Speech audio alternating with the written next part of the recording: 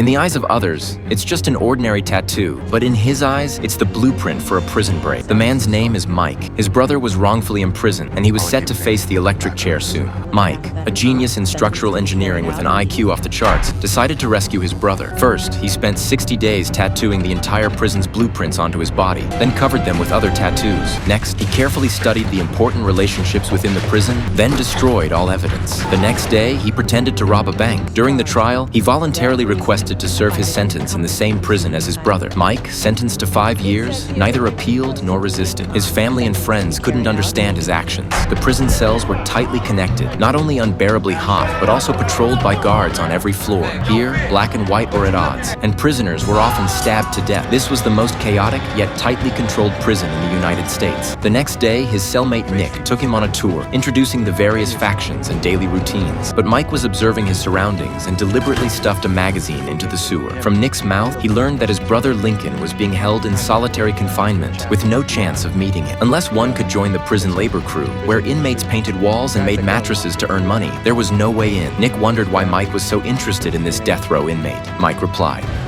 "'Cause he's my brother."